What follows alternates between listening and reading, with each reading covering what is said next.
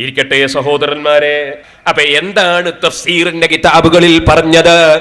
മൗലൈമാര് പറയും, ഖുർആൻ വ്യാഖ്യാതാക്കൾ പറഞ്ഞിട്ടുണ്ടോ എന്ന് ചോദിക്കും. അതിനാണ് ഞാനിപ്പോ തഫ്സീർ ഗ്രന്ഥങ്ങൾ ഉദ്ധരിച്ചു. ഒന്ന് ഇബ്നു കസീർ ഉദ്ധരിച്ചു, ഒന്ന് റാസി ഉദ്ധരിച്ചു.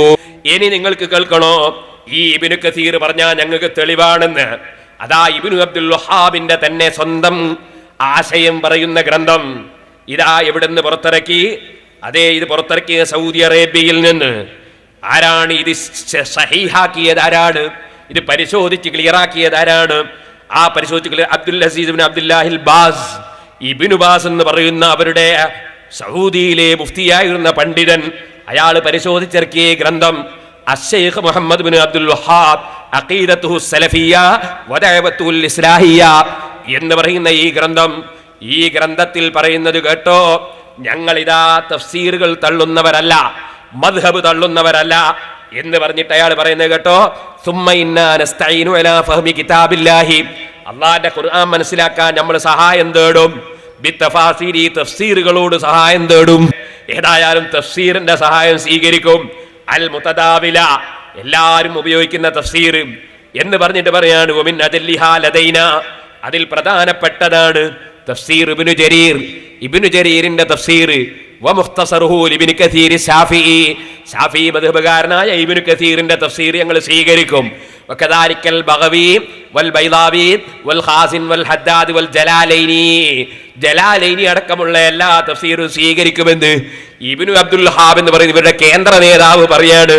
എന്നിട്ട് പിന്നെ ഇവർ വലാ ഫഹ്മിൽ ഹദീസി ബിശുറൂഹിൽ അയിമ്മത്തിൽ മുബ്രിസീന കൽ അസ്ഖലാനി വൽ ഖസ്തല്ലാനി വഅലൽ ബുഖാരി വൻ നവവി അലാ മുസ്ലിം വൽ മനാവി അലൽ ജാമി സഗീർ.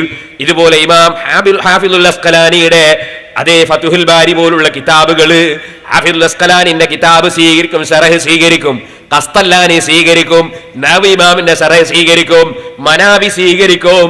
ഇങ്ങനത്തൊക്കെ സ്വീകരിക്കൂന്ന് ഇവര് ജനങ്ങളെ പറ്റിക്കാൻ വേണ്ടി പറയുന്നു. ആ തഫ്സീറിലുള്ളതാ ഞാൻ ഈ നോക്കി വായിച്ചത്. ഓ മുസ്ലിമീങ്ങളെ, ശരിക്ക് നിങ്ങളൊന്ന് മനസ്സിലാക്കണേ. ഇനി ഉദ്ധരിക്കുന്നത് ആരെ തഫ്സീറാന്നറിയോ? നെഞ്ഞത്ത് കൈകെട്ടണമെന്ന് ആദ്യമായി പറഞ്ഞാളെ തഫ്സീർ. കേട്ടില്ലേ?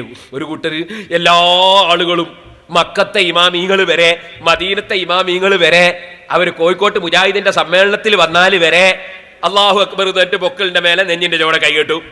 കുറച്ച് മനുഷ്യന്മാര്, സാധുക്കള്, അല്ലാഹു അക്ബർ തട്ട് ട്രാൻസ്ഫോമറിന്റെ മേലെ വരച്ചു വെച്ച മാതിരി. ഇങ്ങനെ ഡേഞ്ചർ, അപകടം, അപായം, തുടരുത്, തുടരരുത് എന്നതിന് ഒരു അടയാളം.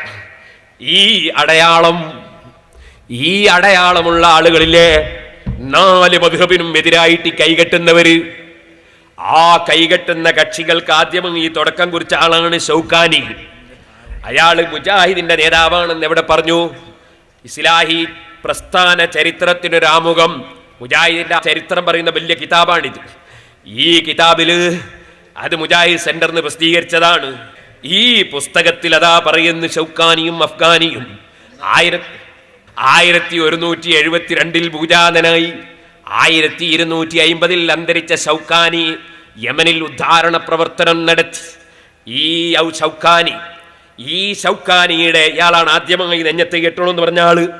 ഒരു ഇമാമിങ്ങളും അങ്ങനെ പറഞ്ഞിട്ടില്ല. ആ ഷൗക്കാനി എന്ന് പറയുന്ന ആള് അദ്ദേഹത്തിന്റെ തഫ്സീർ എന്ന പേരിൽ എഴുതിയ പുസ്തകമാണിത്.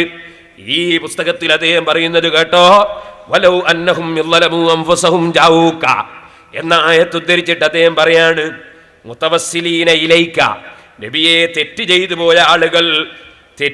പോയ ആളുകൾ തങ്ങളെ വഴിപ്പെടാതെ മറ്റുള്ളവർക്ക് വഴിപ്പെടാനൊരുങ്ങിയ ആളുകൾ അവര് തങ്ങളടുക്കലേക്ക് വന്നാൽ തങ്ങളെ വിധി സ്വീകരിക്കാതെ മറ്റേതെങ്കിലും കക്ഷികളുടെ വിധി തീരുമാനിച്ച് തങ്ങളെ വിധി കള്ളുടിക്കരുത്, വ്യഭിചരിക്കരുത്, തോന്നിയാസം ചെയ്യരുത്, കളവ് പറയരുത്, അതുപോലെ തന്നെ ഒരു തെറ്റും ചെയ്യരുത്.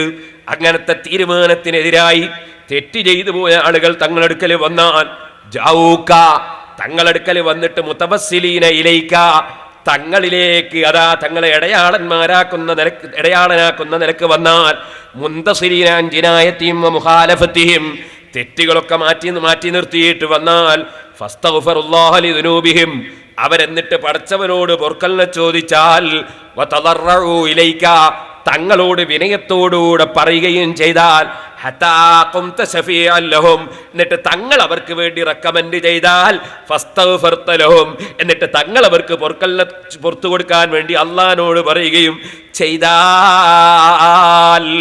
നബിയേ ലവജദുല്ലാഹ തവ്വാബർ റഹീമാ,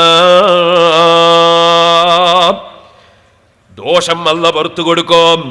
അപ്പൊ നബി സല്ലല്ലാഹു അലൈഹി വസല്ലമ തങ്ങളെ അടുക്കലേക്ക് ഇടയാളനാക്കി താഴ്മയോടെ വന്ന് സങ്കടം പറയണമെന്ന് നിങ്ങളെ തഫ്സീറിലും രേഖപ്പെടുത്തിയിട്ടുണ്ട്. ആകയാൽ പരിശുദ്ധ ഖുർആൻ പഠിപ്പിക്കുന്ന നബിയെ വിളിച്ച് തേടണമെന്നാണ്, നബിയോട് തേടണമെന്നാണ്, നബിയോട് ശഫാഅത്ത് ചോദിക്കണമെന്നാണ്, അതേ നബി തങ്ങളോട് ഇസ്തിഗാസ ചെയ്യണമെന്നാണ്, നബിയെ ഇടയാളനാക്കണമെന്നാണ്. ഇനി ഹദീസിലേക്ക് കടക്കുന്നു സഹോദരന്മാരെ. അപ്പൊ ഇമാമിങ്ങളെ കിതാബ് പറഞ്ഞു